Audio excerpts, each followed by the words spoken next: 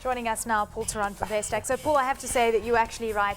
What a fantastic Black Friday and what a fantastic Thanksgiving weekend where we saw fantastic growth and everyone shopping because everything was just so cheap, right? But apparently it was just because the weather was better. And because, I don't know, that meant that there were people that were able to get to the stores and then they left some of them more open for longer and so on. And do you suspect that there was just a lot of negativity in leading up to this, that a lot of shop owners actually brought down their prices and ensured that there were a lot of bargains to be had? Look, I mean, I'm being semi-facetious here, but I know that there's some people who think that these reports about how much stronger retail sales were all completely made up by the retail associations, because it's only been, what, like 24 hours or something since the shops closed. So to say that there've been these sharply higher sales is probably, you know, people making it up. We'll have to wait and see until things come through. What does seem to be more credible is that online or, you know, web-based sales seem to be sharply higher. But I mean, that seems to me like a total truism, because everybody knows that particularly in developed economies, more and more people are shopping online, or at least checking stuff online and then going to the stores and so on and so forth. So. One of the many Fair chairmen, Barney Frank. Yes, now I was trying to think of some absurd reasons why the market went up today, because for the market to have been totally obliterated last week and strongly up today is kind of nonsensical, right? It doesn't really make any sense. Actually, there are a few reasons why, because we're talking about Eurozone fiscal integration. But we've heard that like Black 10 Friday. times over the last 6 months. So why now? You know, it's like So tell me. EU deal in the works. Pfft, give me a break.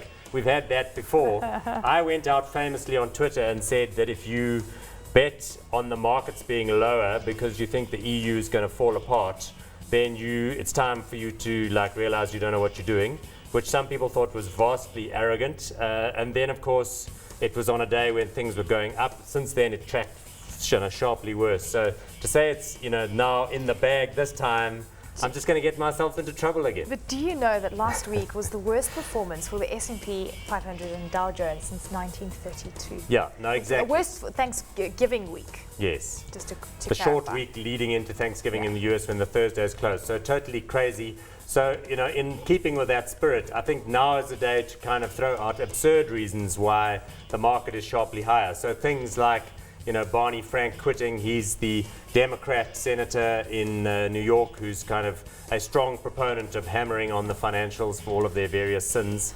So that could be seen as pro-business, pro-financials, and so on and so forth. I mean, people have been throwing out other stuff like the NBA season is back. I bet you don't even know what that means. That's the national basketball. Of course I know what that is. So they did a deal with the owners and the players, so basketball is going to be back in America. I don't know, the COP17 Congress off to a good start. Yes. The fact that there was a bomb scare at Eastgate Shopping Mall to the east of Johannesburg, which may or may not be a hoax. I mean, who knows? It really is totally nuts. What is your sense on COP17? Are you confident that Kyoto Protocol, everyone's going to sign up to this, because already Japan is saying they're not interested. Canada's also becoming more averse, and so too is a lot of the Middle Eastern countries. I don't know, it's interesting because, I mean, I'm very in favor of environmental solutions, and I think as an investment theme, stuff that has to do with green technology is huge. But I have noticed there's a sharp bifurcation on this. You're either a strong supporter of the thing and you think it's a fabulous idea and the conference is marvelous, or you think it's a total talk shop and nothing of value is going to come out of it. And it's kind of like people are in the one camp or the other. I'm sorry to say, for the environmentally sensitive, that there seem to be a lot of people in that second camp, you know, totally dismissing it or not really worried about it. But I think, you know, we'll have to see to what sort of extent as the Congress, you know, advances, whether more senior people start arriving. Well, I think it's fantastic that South Africa is, of course, hosting this. It'll be great to see some decisive action occurring. Commitments, not only on paper, but actually in action, right? Yes, and, you know, I think there's an underappreciated fact, and that is that as liquid fuels and oil supplies tightened in the US, or for the US particularly in recent years, that's led to an increased interest in these events and in these negotiations. Unfortunately, or fortunately, the massive shale oil discoveries in the US have caused, for many people, a total relaxation now on this whole thing as a policy issue. It's a point which I don't think has been reported on enough, but Americans have decided there is no shortage of fossil fuels anymore. Absolutely. Well, now, I mean, they'll be able to be energy efficient and independent without really relying on the Middle East. So yeah. anyway. So in other words, all the puff and the zing goes out of the issue. I don't know, it's totally disheartening. So do you think that QE3 is completely out the window? Because the OECD says today that the Eurozone is in a mild recession. When we think of contagion, we think of a domino effect. So anything could spill over into anything, right? There's a whole lot of crazy stuff knocking around there. There's some people that saying that there have been indications, and that's another reason that's been floated as for why the market is strongly up, is that on the slide there's been a lot of talk of the US Fed buying up mortgage paper and other kind of commercial paper out there.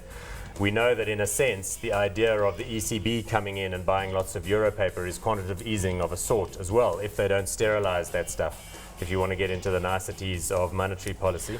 But for me anyway, I mean, this stuff is coming, it is always there. The Fed or the Reserve Bank or the central bank does what it needs to do. I'm all in favor of that. So India welcomes Walmart. Yeah, another reason you could hold out is for excitement about, you know, the Walmart markets and all that stuff. You know, in India, policy shift, quite significant, I think, and that is the allowing of foreign retailers and other people to come in and take stakes in the Indian retail environment. One of the biggest potential markets of the future has been the preserve of the corner shop, you know, mom and pop type thing. Big political issue in India, but good news for global capital markets. Thank you, Paul, for joining us. Great to have you on the program.